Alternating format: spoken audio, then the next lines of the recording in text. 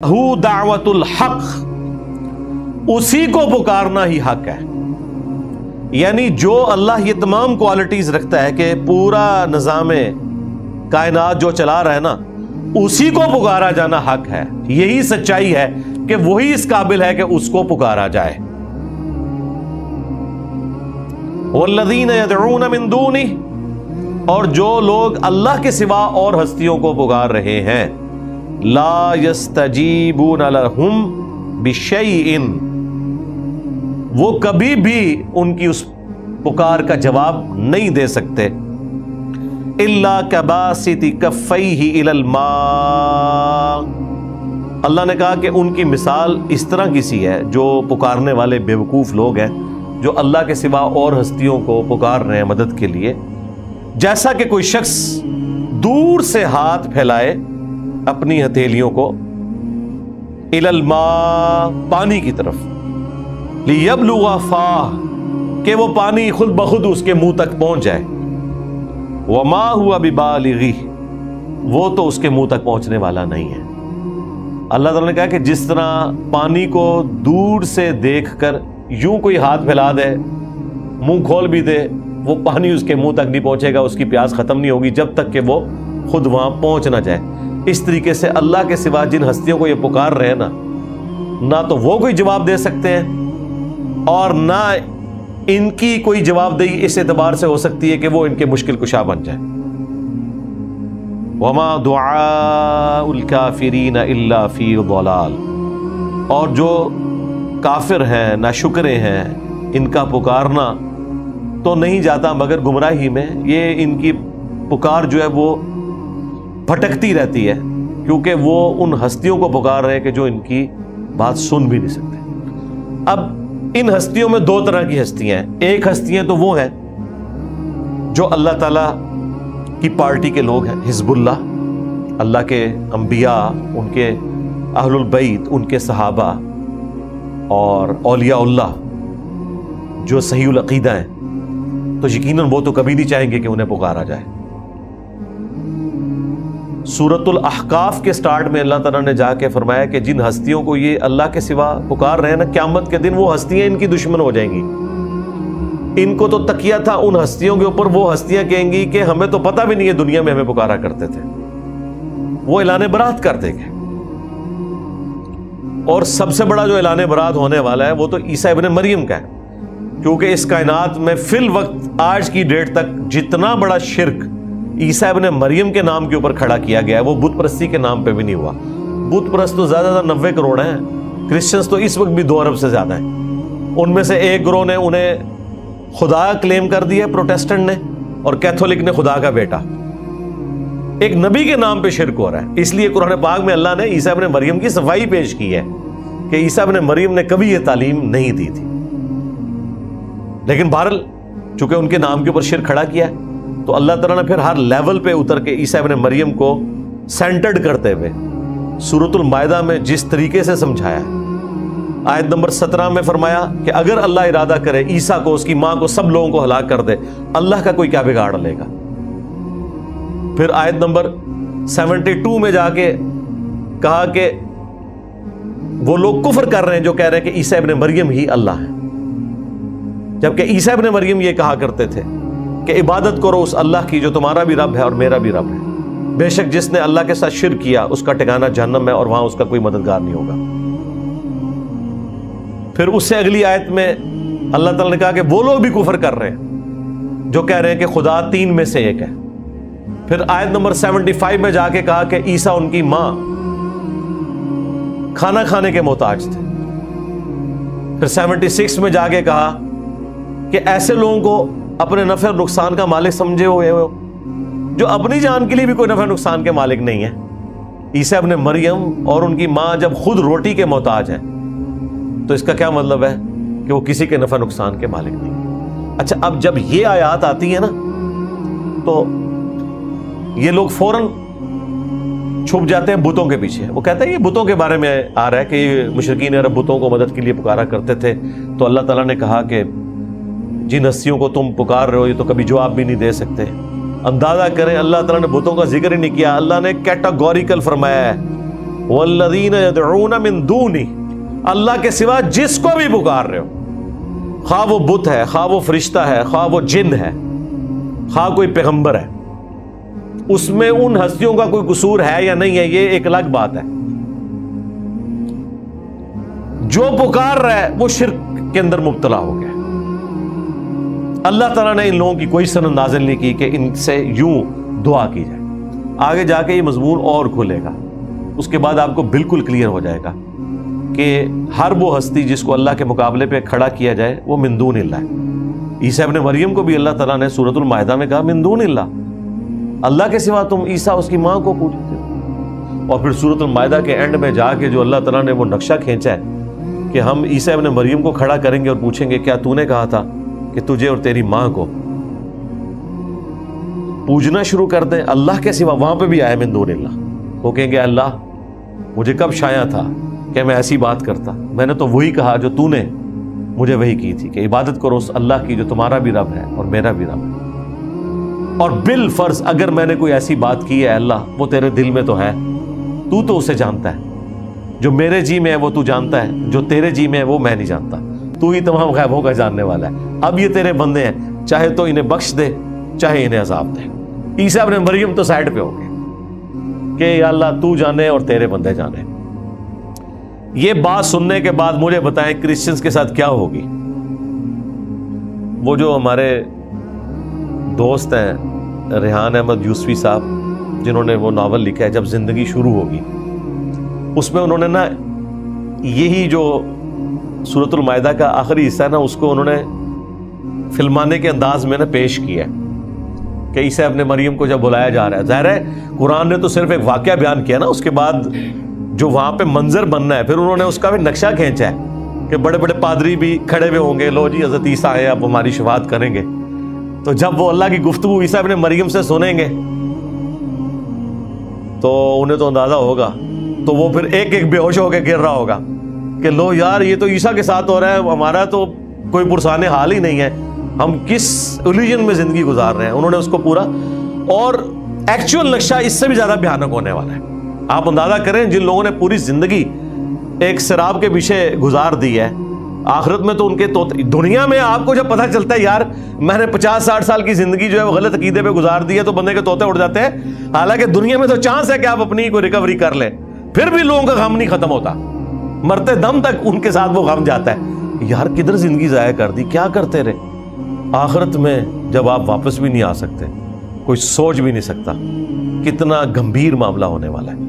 تو یہ فوراً ان آیات کے بارے میں بتوں کے پیچھے چھپ جاتے. تو میں نے کہا یار یہ تو عیسیٰ ابن مریم کے بارے میں بات ہو رہا، ابھی تو یہ مضمون اس میں آگے چلے گا. اللہ نے کہا کہ ان کو مغالطہ لگ گیا ہے کہ کچھ مخلوق جو ہے وہ اللہ نے پیدا کی بھی تھی اور کچھ مخلوق جو ہے وہ اور ہستیوں نے پیدا کی تھی. تو انہیں یہ پتہ ہی نہیں چل رہا کہ ہم نے اللہ کو اپنا مشکل کشا ماننا ہے یا اس مخلوق کو ماننا ہے.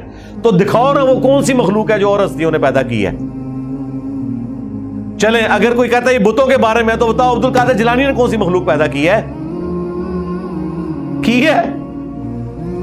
یہ تو وہ توحید ہے جو یہ بھی مانتے ہیں، بابوں کے ماننے والے بھی، کہ پیدا کرنا اللہ ہی کا کام ہے. اس توحید کو تو کافر بھی مان رہے ہوتے ہیں، ہندو بھی مان رہے ہوتے ہیں. تو اندازہ کریں توحید اپنے ٹاپک کے اندر بالکل کلیئر ہے. تو اللہ تعالیٰ فرما رہا ہے کہ ان کی دعا تو پھر بھٹکتی پھرے گی. وَلِلَّهِ يَسْجُدُ مَن فِي السَّمَاوَاتِ وَالْأَرْضِ، اور اللہ ہی کے لیے سجدہ کرتی ہے ہر شے جو آسمانوں میں ہے یا زمین میں. طَوْعًا وَكَرْهًا، خوشی سے یا کراہت سے. اب خوشی سے تو ظاہر ہے کہ جو مخلوقات بھی اللہ تعالیٰ کی تابع فرمان ہے وہ تو خوشی سے ہی کر رہی ہیں. انسان اور جن جو ہیں وہ بہرحال اللہ نے ان کو اختیار دیا ہے، چاہے تو وہ ناشکری کریں خواہ وہ شکر گزاری کی روش اختیار کریں، اس لیے آپ کو یہاں بغاوت بھی نظر آتی ہے. باقی کوئی بھی مخلوق ہے اس نے چاہتے ہوئے یا نہ چاہتے ہوئے اللہ تعالیٰ کو رسپانس کرنا ہے، اللہ کو سجدہ کرنا ہے.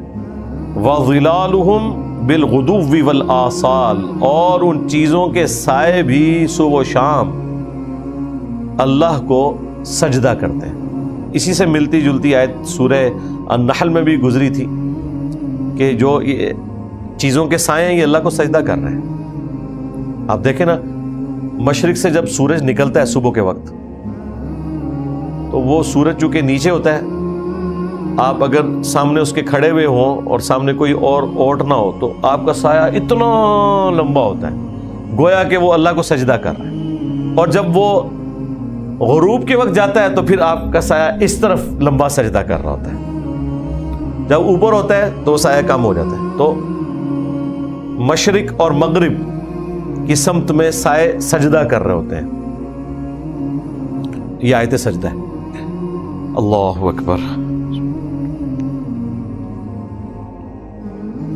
یہ ٹو باؤ ڈاؤن کر لینا کافی ہے. سواری پہ جب صحیح بخاری میں آتا ہے عبداللہ ابن عمر بیٹھے ہوتے تھے اور وضو نہ بھی ہو تب بھی جب وہ قرآن کی تلاوت کرتے تھے تو جیسے آیت سجدہ آتی تھی تو وہ سر جھکا لیتے تھے.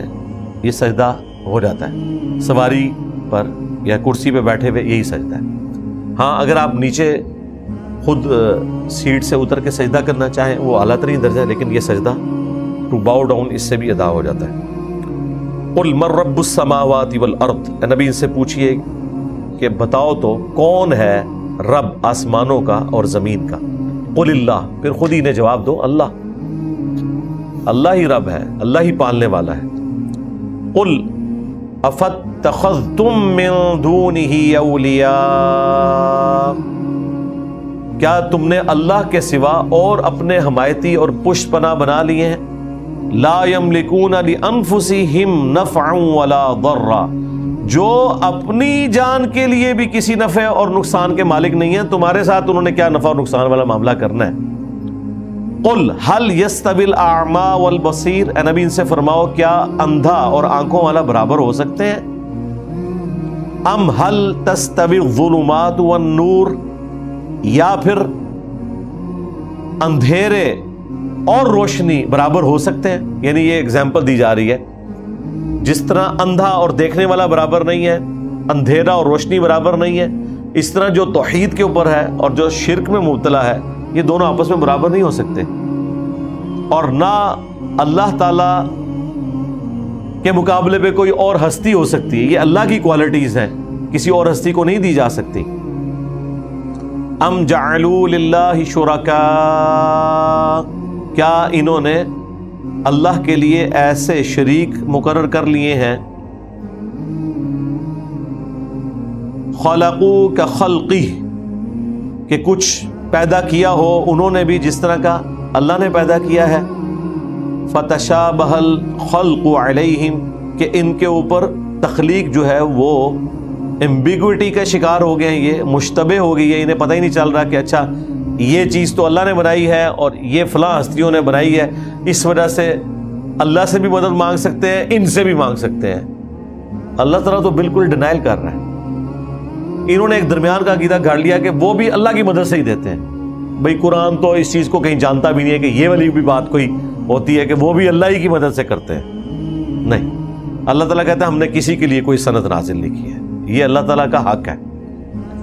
سورہ آل عمران میں اللہ تعالیٰ نے فرمایا کبھی ایسا نہیں ہوا کہ ہم کسی پیغمبر کو نبوت دیں، حکمت دیں اور وہ لوگوں کو یہ کہنا شروع کر دے کہ لوگوں میری عبادت کرو اللہ کو چھوڑ کر یا اللہ کے ساتھ، بلکہ وہ تو ہمیشہ کہتے ہیں کونوا ربانیین، سب کے سب اللہ والے بن جاؤ.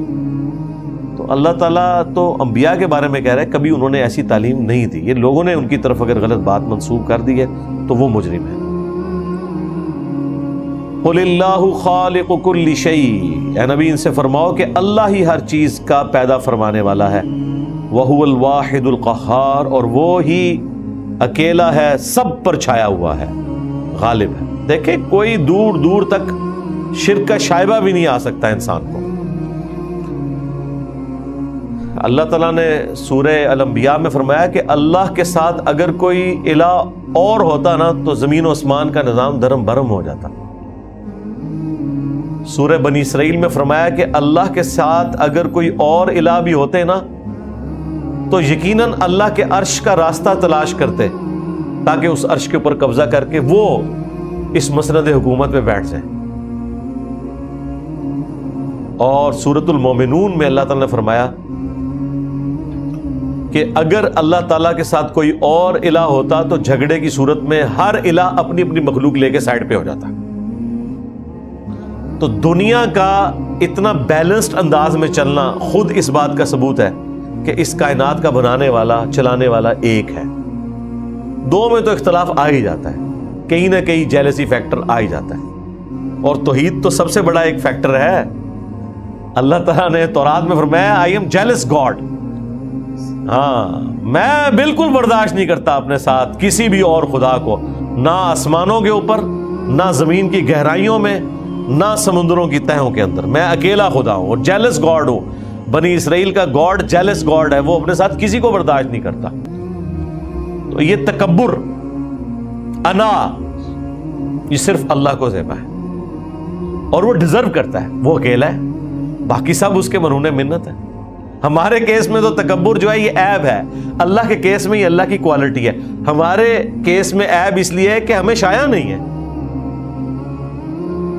اور اس کے کیس میں کوالٹی اس لیے ہے کہ اسے شایع ہے, وہ ہر چیز کا مالک ہے.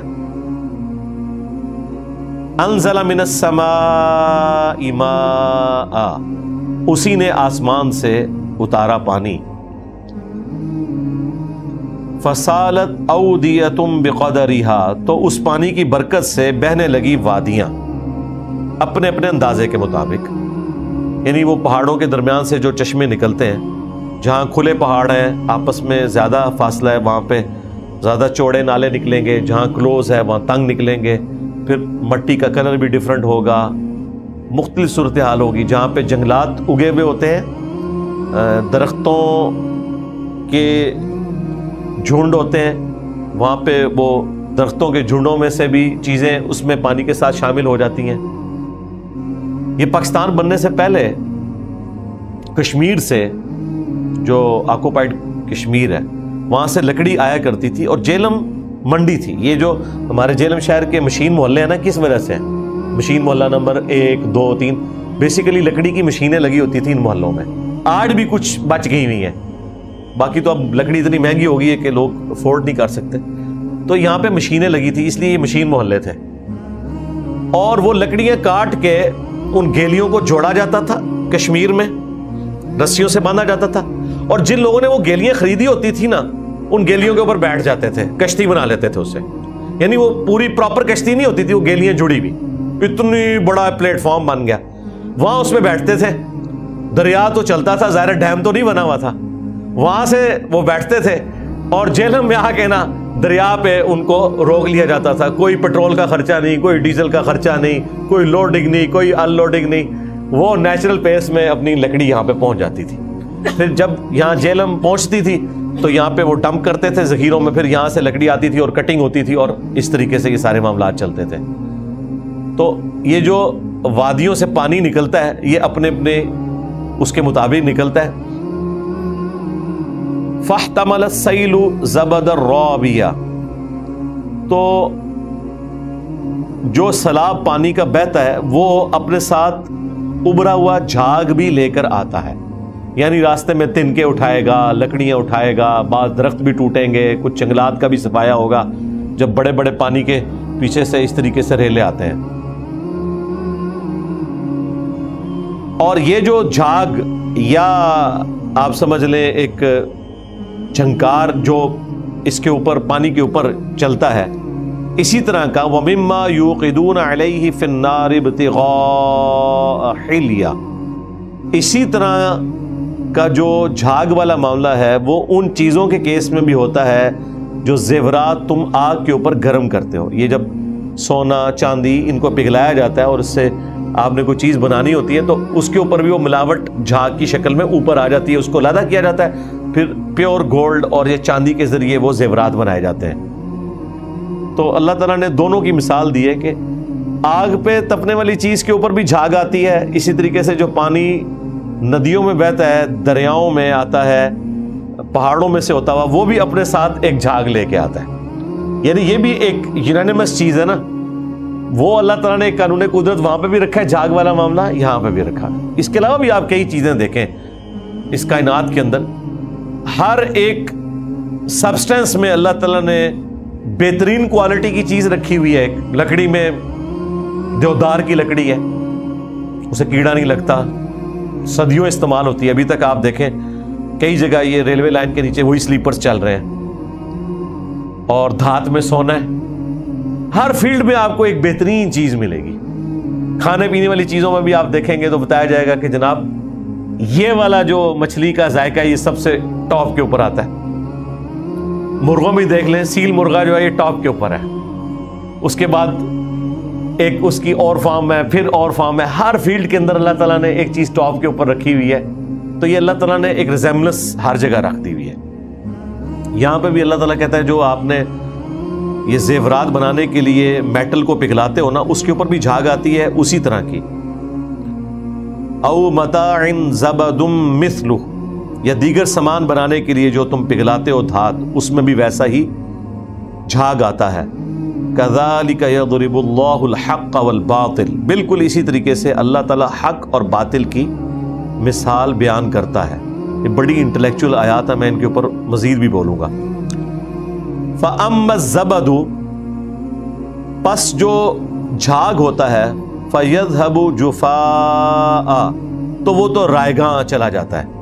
वो ज़ाहिर है कि अल्लाह ताला वो जो ऊपर वाला मामला है वो अगर आपने मिक्स करना है तो ज़ाहिर है वो तो मिलावट वाली चीज़ होगी, उसको आप अलग कर लेते हैं। इस तरीके से सलाब में भी जो पानी में ऊपर तिनके आते हैं वो तो साइड पे, बाकी पानी जो यूज़फुल है वो ज़मीन में जज़ब हो जाता है। और अगर पीने के लिए भी आपने वो पानी इस्तेमाल करना है तो ज़ाहिर है वो पत्तों वाला, झाड़ियों वाला पानी तो इस्तेमाल नहीं करना, उसको आपने, अल्लाह ताला ने नेचुरल सिस्टम रख दिया है ज़मीन के अंदर, वो जज़ब हो जाता है और हम कुएं की शक्ल में निकाल लेते हैं या डैम्स बनाए हुए हैं। तो अल्लाह ताला फरमाता है कि वो जो झाग वाला पोर्शन है वो रायगा जाता है, इस हवाले से कि पानी यूजफुल होता है और उधर धात यूजफुल होती है। व अम्मा मा यनफ़उन नास, और जो लोगों के नफ़े की चीज़ है, फ़यमकुसु फ़िल अर्द, वो ज़मीन में बाकी रह जाती है। कज़ालिक यज़रिबुल्लाहुल अम्साल, इस तरीके से अल्लाह ताला मिसालें बयान फरमाता है। ये बड़ी क्रिटिकल एक मिसाल है, बड़ी मुश्किल सी है। बहरहाल हमारे उस्ताद डॉक्टर इसरार साहब का दिमाग बड़ी दूर गया और उन्होंने इसमें से एक बड़ी ज़बरदस्त चीज़ निकाली। और वो जो कार्ल मार्क्स का नज़रिया है डायलेक्टिकल मटीरियलिज्म का। कार्ल मार्क्स ने, आपको पता है, किताब लिखी थी डास कैपिटल। आधी दुनिया पे उस किताब ने हुकूमत की है। रशिया में जो इनकलाब आया, चाइना में आया और बाकी जो कम्युनिस्ट मुल्क हैं उनके अंदर, उसने बेसिकली जो बुनियाद है वो यही रखी हुई है, लेकिन उसने उसको मटीरियलिज्म के साथ जोड़ा है। वो जो फलसफा है उसका वो अपनी जगह है कि हमेशा हक और बातिल की कशमकश होती है और उसमें से एक हक वाली चीज, एक तीसरा रिजल्ट निकलता है और फिर वही बाकी रहता है। और फिर जब कुछ अरसा गुजरता है तो उसमें फिर कुछ बातिल वाला पोर्शन मिक्स होता है, फिर आपस में एक मिसाल इस तरीके से उसमें जंगो जदल का सिलसिला शुरू होता है और फिर उसमें से एक नफामंद चीज निकल आती है। इसे कहा जाता है डायलेक्टिकल मटीरियलिज्म, कि आपस में चीजें टकराती हैं और एक पॉजिटिव रिजल्ट निकलता है। जिस तरह पाकिस्तान में भी देख लें, मैं तो ये कह रहा हूं कि आजकल डायलेक्टिकल मटीरियलिज्म हुआ है कि सियासतदान एस्टेब्लिशमेंट से टकराए हैं तो उसमें से एक पॉजिटिव रिजल्ट ये निकला है कि अवाम थोड़ी एजुकेट हुई है, फौज भी थोड़ी ये नारा लगा रही है कि हम ए पॉलिटिकल है, ठीक है, आइन की हुक्मरानी होनी चाहिए। थोड़ा वक्त गुजरेगा, इसी तरीके से चीजें बेहतरी की तरफ जाती हैं। अल्लाह ताला जब अंबिया कराम को भेजता है, उनके जाने के बाद जब लोग कुछ अरसे बाद डेविएट करते हैं, फिर अल्लाह ताला एक पैगंबर और भेजता है। फिर वो हक और बातिल की लड़ाई होती है और फिर अहले हक को अल्लाह ताला बचा लेता है और बातिल को, झाग को खत्म कर देता है और जो नफामंद चीज है उसे बाकी रखता है। और यूं ये सारे का सारा सिलसिला चलता है। कार्ल मार्क्स कहता था ये एक नेचुरल प्रोसेस है। उसने हिस्ट्री को जब स्टडी किया, उसने कहा कि पूरी ह्यूमन हिस्ट्री जो है ना, ये बता रही है कि हमेशा ऐसा होगा, कभी भी कोई एम्पायर हमेशा कायम नहीं रहेगी। हमेशा उसमें जब खराबियां आएंगी, लोग उठेंगे, लड़ाई झगड़ा होगा और एक स्टेप इंसान और तय कर लेगा। और ये हुआ है, आप देखें किस तरीके से हुआ है। फ्रेंच रेवोल्यूशन हुई है, फिर रशिया में रेवोल्यूशन आई, करते करते आज आप जो दुनिया में सुकून से रह रहे हैं, इसके पीछे वो इंसान ने सदियों से लड़ भिड़ के सीखा है। पहले तो लड़ाई होती थी, कोई दखल नहीं देता था, बल्कि वो हिस्सेदार बन जाते थे।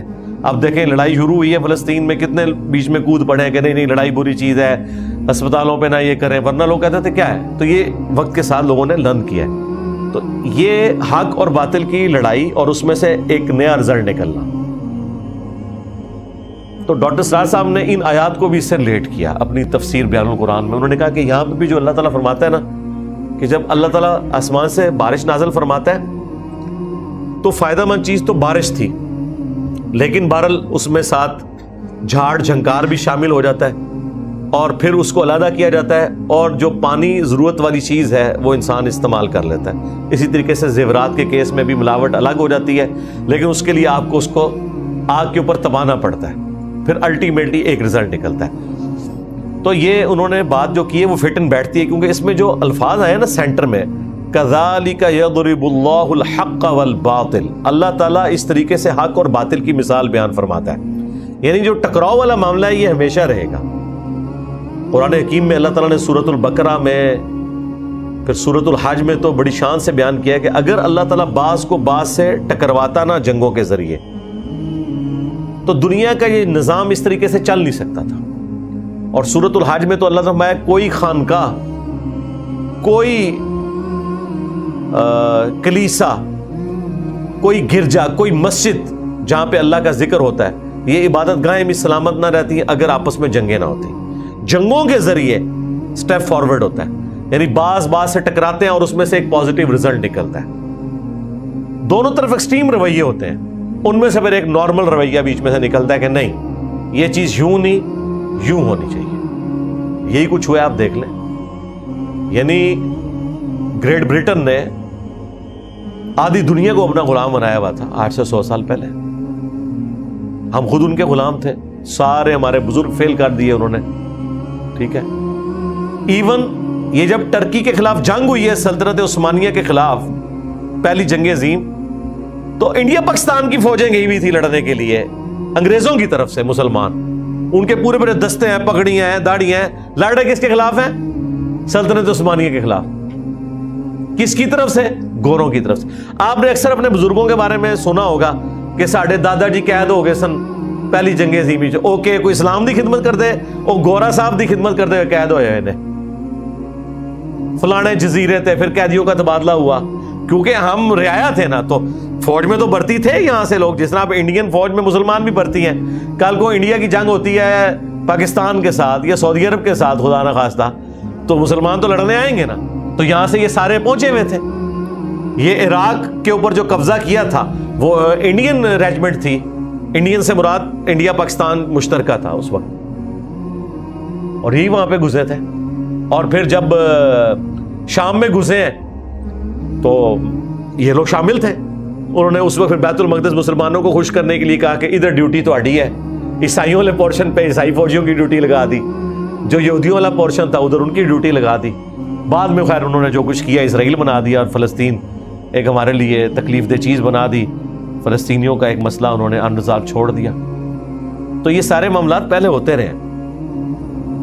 اب دیکھیں یہ جو لڑائی ہوئی پوری دنیا لڑ رہی تھی. دوسری جنگ عظیم پوری انسانی تاریخ کی سب سے بڑی جنگ ہے.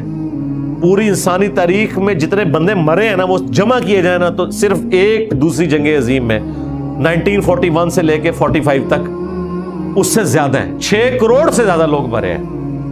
اس زمانے میں جب کہ آبادی مشکل سے 1 ارب تھی، 6 کروڑ بندہ صرف ایک جنگ میں مارا گیا.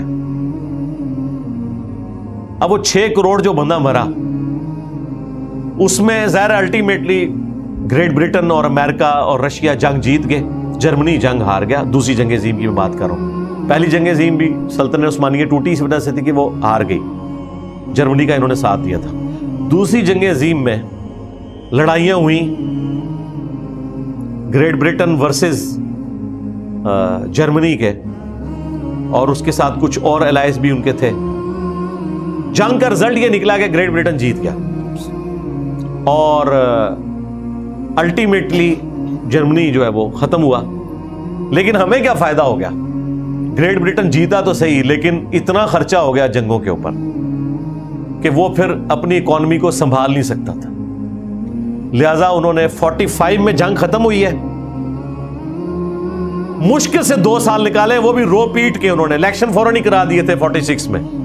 ہمیں تو بتایا جا رہا ہے ہمارے بزرگوں کی محنت کی سے پاکستان بنا ہے، بزرگوں کی اتنی سی محنت ہے، یہ زیادہ محنت ہٹلر کی ہے، کیونکہ ہٹلر خود تو مرا ہی تھا، ان کی بھی کمر اس نے توڑ دی۔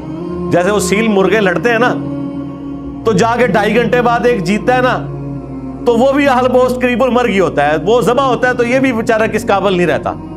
بس یہی ہو گیا، گریٹ بریٹن خود اتنی زخمی ہو گئی کہ وہ یہ رعایا کا بوجھ اٹھا ہی نہیں سکتے تھے۔ ادھر انہوں نے ان کو آزادی دے دی، ادھر اس طریقے سے ساری طرف ریاستیں آزاد کرنا شروع کر دی انہوں نے۔ تو یہ وہی ڈائلیکٹیکل مٹیریلزم، جنگیں جو اللہ تعالیٰ فرماتے ہیں ہم بعض کو بعض سے ٹکرواتے ہیں، ٹھیک ہے، تاکہ یہ سسٹم دیکھیں کہاں آج سے آلموسٹ 100 سال پہلے کوئی ایک اسلامی ملک بھی نہیں بچا تھا، سب کے سب کافروں کے قبضے میں تھے، آج پھر 57 اسلامی ملک ہے۔ تو یہ اللہ تعالیٰ نے اس جنگوں کی برکت سے کیا ہے۔ تو وہ لڑائی کا الٹیمیٹ نتیجہ کیا ہوا؟ ایک طرف ظالم، دوسری طرف چلے، اگر کوئی مظلوم والا پورشن ہے آپس میں لڑے، درمیان میں سے ایک تیسرا راستہ نکلا، اور جو انسانیت آگے بڑھی اور بڑھتی چلی جا رہی ہے، اور وقت کے ساتھ ساتھ انسان لرن کرتا چلا جا رہا ہے کہ ہاں یار یہ چیزیں ہیں۔ اچھا یہ چیزیں ڈاکٹر اقبال کو سمجھ آ گئی تھی بڑے اچھے طریقے سے۔ ان کی جو آخری ہے نا کتاب ارمغان حجاز، اس میں انہوں نے جو ابلیس کی مجلس شورا، اس میں انہوں نے ان ساری چیزوں کو بڑے احسن انداز میں ہائی لائٹ کیا ہے، اور اینڈ پہ جا کے انہوں نے یہ کنکلوڈ کیا کہ انسانیت ٹھوکریں کھا کھا کر اسی نظام کی طرف آ رہی ہے جو اللہ تعالیٰ نے نبی علیہ السلام کو دیا تھا، یعنی ہر انسان آزاد ہے، فریڈم آف ایکسپریشن ہونا چاہیے۔ اچھا ڈاکٹر اقبال اس ہر چیز کو، خواہ وہ کارل مارکس کا کتاب لکھنا ہو، لینن کی سٹرگل ہو، بلکہ انہوں نے تو پوری نظم لکھی ہے لینن اللہ کے حضور، کہ لینن مر کے جب اللہ کے سامنے پہنچا ہے تو اللہ کی اور لینن کی کیا گفتگو ہوئی ہے۔ اب وہ ڈاکٹر اقبال تو وہاں موجود نہیں ہے، لیکن وہ اپنے تخیل میں سوچا ہے کہ وہ خدا کا ڈینائل کرنے والے لوگ تھے نا، تو وہ نظم پڑھنے والی ہے، اس میں وہ کہتا ہے کہ یا اللہ میں نے ان کی وجہ سے تجھے ماننا تھا کہ کلیسا میں بیٹھے ہوئے پادری یہ کر رہے تھے، کیپٹلزم کے پورے نظام کو انہوں نے استحصال کیا تھا، تیری غریب عوام کو وہ 2 وقت کی روٹی کا محتاج کر دیا تھا انہوں نے، مسجدوں میں بیٹھے ہوئے لوگ یہ کر رہے تھے، جب تیرے ریپریزنٹیٹیو دنیا میں ایسے تھے تو میں نے تجھے کیوں کر مارنا تھا۔ تو وہ لینن کی طرف سے ایکسکیوز دے رہے ہیں، لینن اللہ کی بارگاہ میں، یہ پڑھنے والی ہے نظم ان کی۔ تو اس طریقے سے وہ جو مختلف اس وقت، ظاہر ہے ڈاکٹر اقبال کا جو دور ہے اس وقت تو آپ سمجھ لیں انسانی تاریخ کے بڑے بڑے لوگ پیدا ہوئے ہیں، سائنٹسٹ میں بھی آپ دیکھ لیں آئنسٹائن بھی تھا، دوسری طرف یہاں پہ اتنے بڑے بڑے فلاسفر تھے، اتنے بڑے بڑے، ہٹلر بھی اس زمانے میں تھا، یہ سارے لوگ تھے۔ تو وہ ہر چیز کو آبزرو کرتے تھے کہ یہ آہستہ آہستہ انسان اس کی طرف جا رہا ہے، ہر ایک اس طریقے سے ہونے والے واقعے نے انسانیت کو ایک قدم طے کروایا۔ پھر انسانوں نے دوسری جنگ عظیم کے بعد UNO بنا لی، اور اس کی وجہ سے ایٹ لیسٹ دنیا میں کافی حد تک جنگیں رک گئی ہیں۔ یہ بھی نہ ہو اگر تو یہ جنگوں کا سلسلہ رکے ہی نہ۔ الٹیمیٹلی آپ یہ کبھی عرب اسرائیل جنگ دیکھیں، 3 دفعہ اسرائیل تو کھا گیا تھا عربیوں کو، UNO نے آ کے بارڈر کو سیل کیا، ورنہ تو مصر کے اندر گھس گیا تھا اسرائیل، اکیلا سب کے اوپر غالب ہوا تھا۔ پھر یہ لوگ UNO کے پاس سارے بھاگے اور کر کے، بہرحال کچھ نہ کچھ انسان لرن کرتا جا رہا ہے وقت کے ساتھ ساتھ۔ تو چونکہ مجھے یاد آیا ڈاکٹر سٹار صاحب نے اس کے اوپر اچھی ڈسکشن کی تھی، اور وہ واقعی کسی درجے میں حق اور باطل کی جو آپس میں کشاکش ہے، اللہ تعالیٰ نے ہر جگہ یہ اس طرح کا پولیٹیکل سسٹم میں بھی رکھا ہوا ہے، باقی فزیکل ورلڈ کے اندر بھی اس طرح کی مثالیں موجود ہیں۔ لِلَّذِينَ اسْتَجَابُوا لِرَبِّهِمُ الْحُسْنَى، ان لوگوں کے لیے جنہوں نے اپنے رب کا حکم مانا، ان کے لیے بھلائی ہے اللہ کے ہاں۔ وَالَّذِينَ لَمْ يَسْتَجِيبُوا لَهُ، اور وہ لوگ جو لوگ اللہ تعالیٰ کی بات نہیں مانتے، اس کی پکار کے اوپر لبیک نہیں کہتے، لَوْ أَنَّ لَهُمْ مَا فِي الْأَرْضِ جَمِيعًا، اگر ان کے پاس پوری زمین کی دولت ہو، وَمِثْلَهُ مَعَهُ، اور اتنی اور ہو جائے اس کی مثل، 2 زمینوں کے برابر، پورے پلانٹ ارتھ کے برابر اگر دولت آ جائے، 2 پلانٹ ارتھ کے برابر، لفتدوا بہ، تو وہ فدیے میں دے دیتے اللہ کے عذاب سے بچنے کے لیے قیامت کے دن۔ یعنی اتنا گھبیر معاملہ ہے کہ صرف اپنی جان کو بچانے کے لیے اللہ تعالیٰ کے حضور انسان اپنا سب کچھ دینے کے لیے تیار ہو جاتا، لیکن یہ سمجھانے کے لیے کہ ایسا ہوگا نہیں۔ اولئک لہم سوء الحساب، یہی وہ بدنصیب لوگ ہیں جن کے لیے سخت حساب و کتاب والا معاملہ ہونے والا ہے۔ ومأواہم جہنم، اور ان کا ٹھکانہ ہوگا دوزخ کی آگ۔ وبئس المہاد، اور وہ کیا ہی بری جگہ ہے۔ اللہم انا نعوذ بک من عذاب جہنم ومن عذاب القبر ومن فتنة المحیا والممات ومن شر فتنة المسیح الدجال، آمین۔ افمن یعلم انما انزل الیک من ربک الحق، تو کیا جو شخص جانتا ہے کہ جو آپ کی طرف اے محبوب صلی اللہ علیہ وآلہ وسلم نازل ہوا یہ آپ کے رب کی طرف سے حق ہے، کمن ہوا اعمی، کیا وہ اندھے کی مانند ہو سکتا ہے؟ یہاں اندھا کون؟ جو اللہ کی وحی کو نہیں پہچانتا، وقت کے پیغمبر کو نہیں پہچانتا، وقت کے پیغمبر کو پہچان کر اس کی دعوت پر لبیک کہنے والا اور اس سے اندھا بن جانے والا، کیا یہ دونوں برابر ہو سکتے ہیں؟ انما یتذکر اولو الالباب، نصیحت تو صرف وہی قبول کرتے ہیں جو عقل والے ہیں۔ دیکھ لیں اللہ تعالیٰ جس چیز کو فخریہ بیان فرماتا ہے کہ ہدایت کا ذریعہ ہے، اس کو آپ کے بابے کہتے ہیں علم بس کریو یار، زیادہ علم نہیں حاصل کرنا چاہیے تھا، انسان پاگل ہو جاتا ہے، دماغ خراب ہو جاتا ہے۔ اور اللہ تعالیٰ کہہ رہا ہے جو عقل والے ہیں نا وہ نصیحت حاصل کرتے ہیں، وہ حق قبول کرتے ہیں۔ اللہ تعالیٰ نے جو انسانیت کا فخر چیز بتائی ہے، علم اور عقل، اس کو انہوں نے اتنا ڈیگریڈ کیا۔ اس کی وجہ یہ کہ یہ خود جاہل تھے، کسی بات کا علمی جواب دے ہی نہیں سکتے تھے، لہذا اس کا اینڈ رزلٹ یہی ہے کہ آپ علم سے ہی جان چھڑا لیں اور کہہ دیں کہ تو فضول چیز ہے۔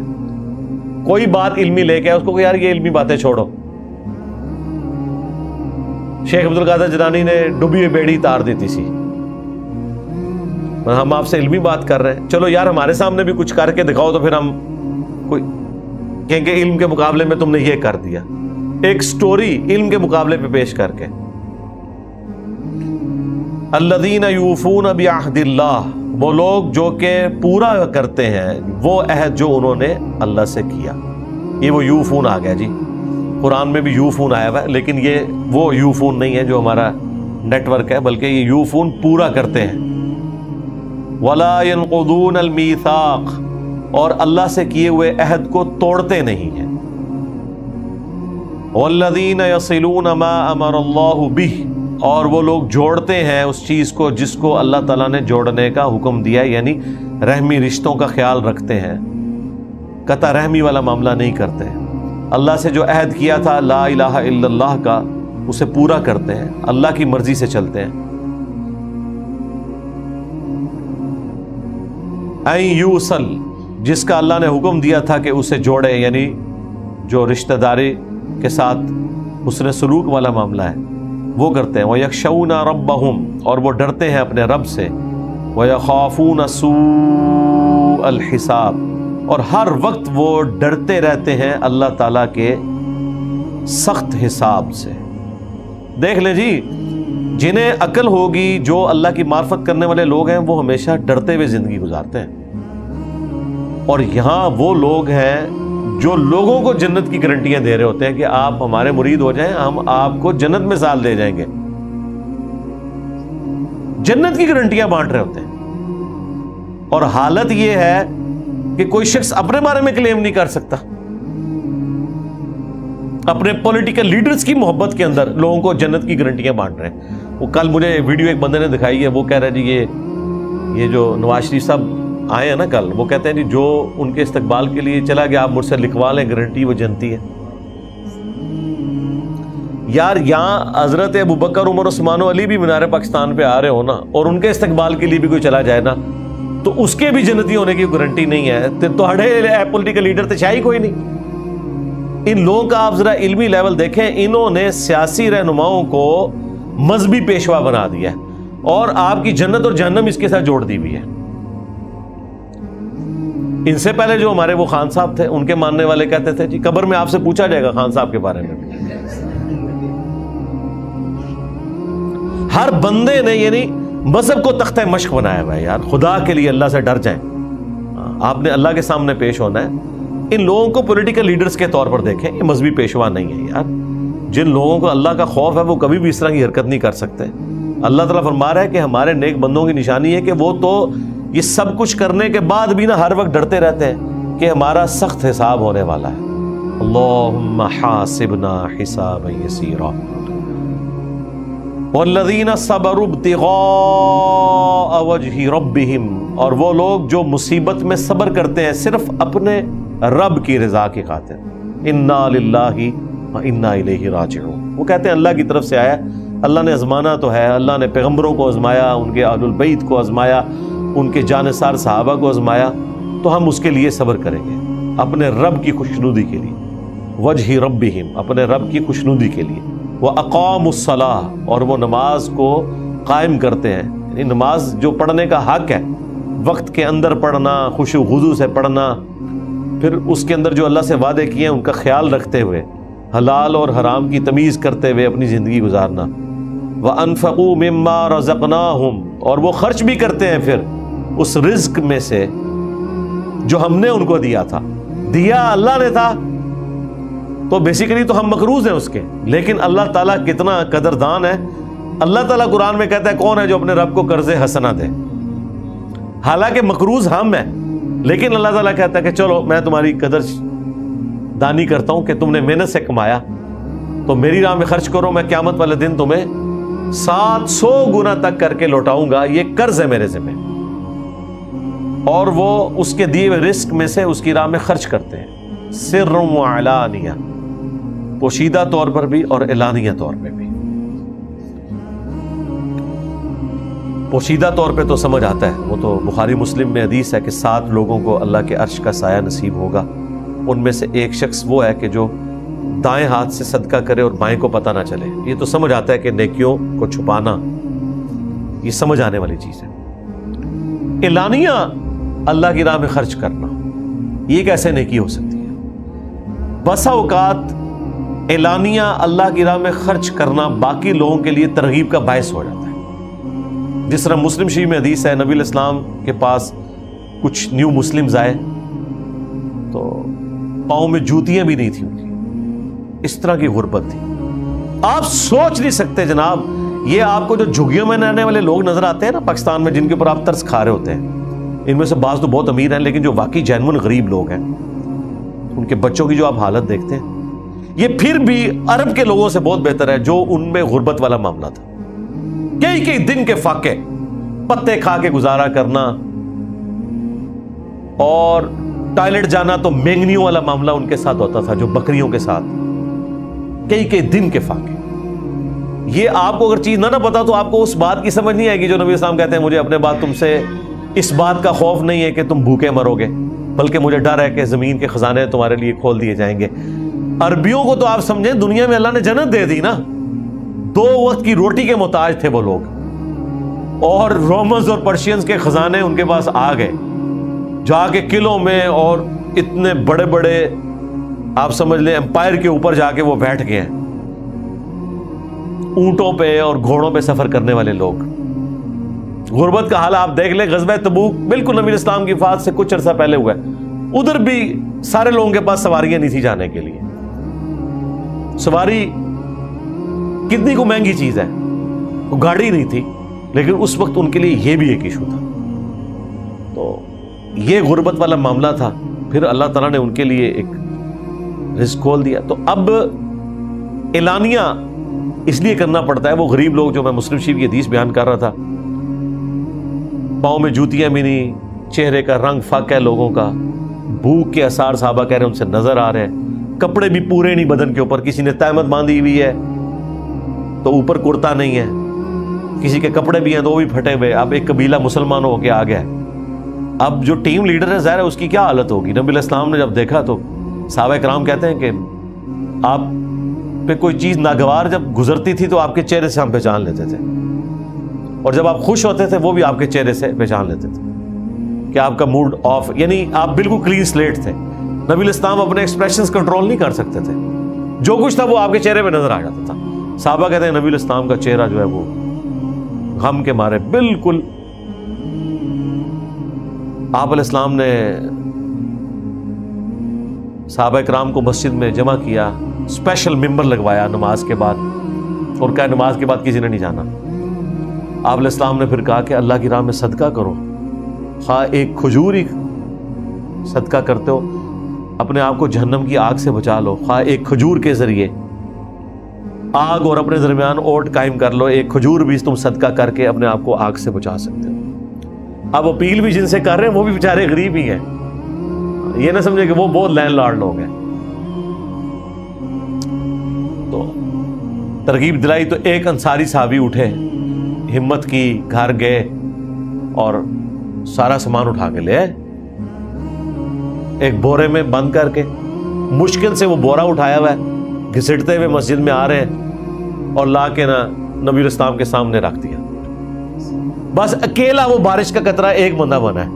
یہ وہ جو میں کہہ رہا تھا نا کہ اعلانیہ بھی اللہ کی راہ میں خرچ کرتے ہیں.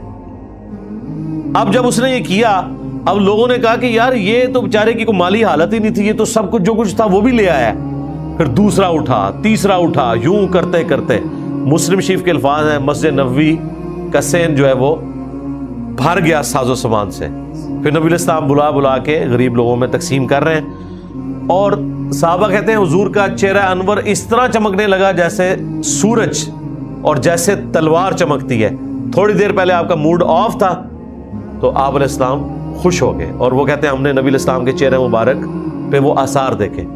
پھر آپ نے فرمایا کہ جس نے اسلام میں اچھا طریقہ جاری کیا، جتنے لوگ اس پہ چلیں گے ان ساروں کا ثواب اس پہلے بندے کو ہوگا، لیکن جو چلنے والے ہیں ان کے ثواب میں بھی کمی نہیں آئے گی. وہ یہ نہ سمجھے کہ یار وہ پہلے ہی لے گیا ہمیں کچھ نہیں ملا. حضور نے کہا اس کا اپنی جگہ ثواب رہے گا ہر بندے کا، لیکن کولیکٹیو ثواب اس بارش کے پہلے قطرے کو ملے گا. اور جس نے اسلام میں برا طریقہ جاری کیا، جتنے لوگ اس پہ چلیں گے ان کے وبال میں تو کمی نہیں ہوگی، لیکن جس نے سٹارٹ کیا تھا سب کا وبال اس اکیلے کے اوپر بھی عذاب کی شکل میں آئے گا. جو بخاری مسلم میں حدیث ہے کہ جب بھی کوئی ابن آدم قتل ہوتا ہے نا تو قابیل کو بھی اس کا عذاب پہنچتا ہے، کیونکہ وہ پہلا ہے جس نے قتل کا آغاز کیا، یہ بدعت شروع کی تھی.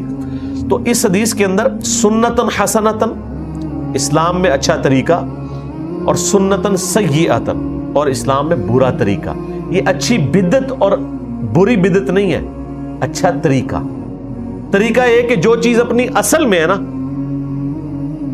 اس کو مینیجبل فارم سے آگے لے کے چلنا. مثلا قرآن و حدیث اصل ہے، اس کو پرنٹ کر دینا یہ اسلام میں اچھا طریقہ ہے. اس کو ویڈیو ریکارڈنگ میں لے آنا یہ اسلام میں اچھا طریقہ ہے، لیکن ویڈیو میں بیان قرآن ہی کرنا ہے، سٹوری نہیں سنانی. امام بخاری، امام مسلم نے وہ کام کیا جو صحابہ اکرام نے بھی نہیں کیا کہ ریٹن فارم میں اس طرح اپنی کو کتابیں دے کے جاتے. انہوں نے سنت کے ذریعے دین ٹرانسفر کیا. کیونکہ اکثر لوگ تو لکھنا پڑھنا جانتے نہیں، اکثر لوگ پوچھ بھی رہے ہوتے ہیں مجھے بتائیں نبی الاسلام اگر قرآن کے 1000 نسخے لکھوا بھی دیتے تو کس کام کے؟ جن کے لیے لکھوا رہے تھے وہ لکھنا پڑھنا جانتے ہی نہیں تھے. چاند ایک لوگ تھے جو کاتبین وحی ہیں. اس زمانے میں یہ رواج ہی نہیں ہوتا تھا، لوگ زبانی چیزوں کو یاد رکھتے تھے. اچھا، اور اس سے اگلی بات، کاغذ کوئی نہیں تھا. 1400 سال پہلے ایک قرآن کے نسخے کے لیے آپ کو اتنی جگہ چاہیے، پتوں کے اوپر، چمڑے کے اوپر. اگر یہ اب یہ جو 800 صفحوں کا قرآن میں نے رکھا ہے، یہ 800 اگر چمڑے کے صفحے ہوں تو ایک سپارہ میں لے کے آگے ادھر اس ٹیبل کے اوپر رکھوں گا تو اتنا موٹا بن جائے گا. تو مجھے بتائیں لوگوں کو تو ایک ایک کمرہ مخصوص کرنا پڑنا تھا مصحف رکھنے کے لیے، اور وہ غریب لوگ جو ایک کمرے میں پوری پوری فیملی رہتی تھی.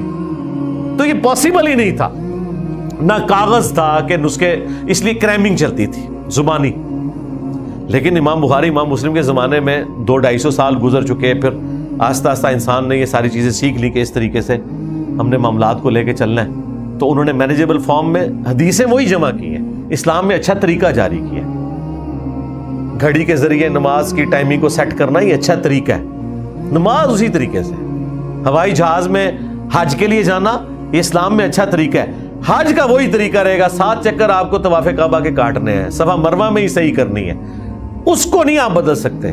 مسجد میں قالین بچھانا اچھا طریقہ ہے، نماز اس پہ آپ نے سنت کے مطابق ہی پڑھنی ہے۔ یہ جو مثالیں دیتے ہیں نا اپنی بدعتوں کے لیے، جی قالین آگے مسجد میں، بھائی یہ دین میں نہیں کوئی چیز داخل ہوئی، یہ دین کو سپورٹیو اچھے طریقے ہیں۔ دین میں تب ہے جب آپ نماز غوثیہ پڑھنی شروع کر دیں گے اور بغداد کی طرف 11 قدم چلیں گے، یہ ہے بدعت، یہ دین کے اندر آپ نے داخل کر دی ہے، اس کے اوپر ہم فتوے لگائیں گے، بلکہ یہ بدعت کیا ہے، تو شرک کی طرف لے جانے والی چیز ہے۔ تو یہ یعنی وہ چیز ہے جو ایک اچھا طریقہ اور برے طریقے میں فرق ہے۔ اللہ تعالیٰ فرماتا ہے کہ وہ اعلانیہ بھی خرچ کرتے ہیں، وَيَدْرَؤُونَ بِالْحَسَنَاتِ السَّيِّئَةِ، اور وہ اپنے گناہوں کو نیکیاں کر کر کے دھوتے رہتے ہیں۔ یعنی گناہ تو ہو جاتے ہیں انسان سے۔ بخاری مسلم میں حدیث ہے کہ ایک جمعے سے دوسرا جمعہ، مسلم شریف میں یہ حدیث ہے، ایک جمعے سے دوسرا جمعہ، ایک رمضان سے دوسرا رمضان، ایک نماز سے دوسری نماز، درمیان کے تمام گناہوں کا کفارہ بن جاتی ہے اگر کبیرہ گناہوں سے بچا جائے۔ اور کبیرہ گناہ سے مراد ہے کہ نماز آپ نے نہیں چھوڑنی، جو بڑی بڑی چیزیں اس سے بچیں تو چھوٹے موٹے گناہ اللہ تعالیٰ نماز کے ذریعے معاف کر دیتا ہے۔ اولئک لہم عقبی الدار، ایسے لوگ ہیں جن کی آخرت میں راحت والا معاملہ ہونے والا ہے۔ یہ وہ لوگ ہیں جن کو آخرت میں راحت کا معاملہ ہوگا۔ وہ کیا ہوگا؟ جنتیں ہوں گی، ان کے لیے اللہ کی طرف سے سلامتی ہوگی،